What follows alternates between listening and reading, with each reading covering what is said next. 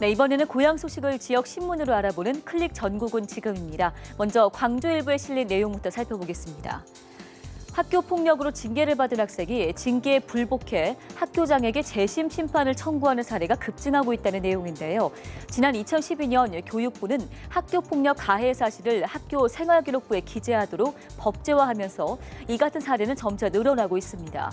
실제 지난 2012년 4건이었던 전남의 학교 폭력 재심 건수는 올 들어서만 24건으로 6배나 급증했습니다.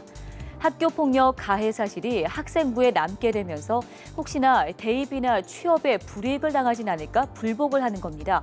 결국 제자가 스승을 상대로 심판을 청구하는 상황이 벌어지고 있는데요. 이 과정에서 감정 싸움까지 벌어지는 일도 부지기수라고 합니다.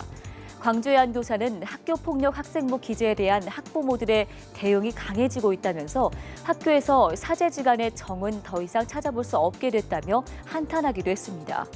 학교 폭력, 학생부 기재 제도, 할 수도 없고 또 하지 않을 수도 없는 난감한 실정에 놓여지기도 했는데요. 솔로몬의 지혜는 없는 걸까요? 다음은 전북일보입니다. 수백만 원 상당의 인삼을 훔친 일가족 3명이 경찰에 붙잡혔다는 소식이 실려 있습니다. 그런데 이 일가족 모두가 70대 고령자로 밝혀졌는데요. 대체 이 어르신들은 왜 인삼을 훔치려 했던 건지 함께 내용을 살펴보겠습니다. 사건의 전말은 이렇게 됩니다. 73살 안모 할아버지는 평소에 허리가 좋지 않은 데다가 또 다리까지 수술을 하게 되면서 자신의 건강 걱정이 커졌습니다.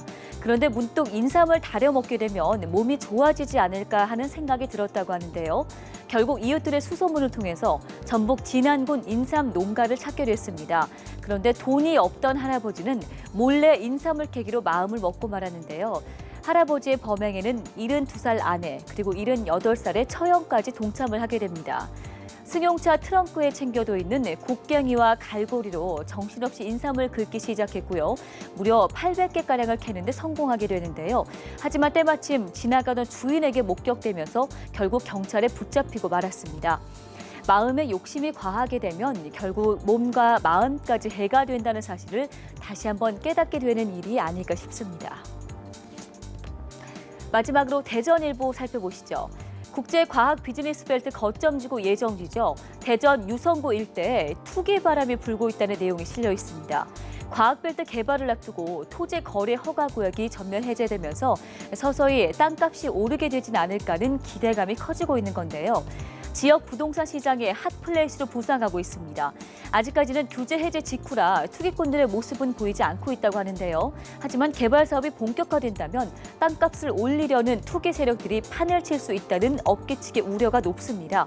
일각에서는 2009년 과학벨트 고시 이후 땅값이 꾸준히 올라서 어느 정도 고점에 와 있다는 주장도 나오고 있습니다.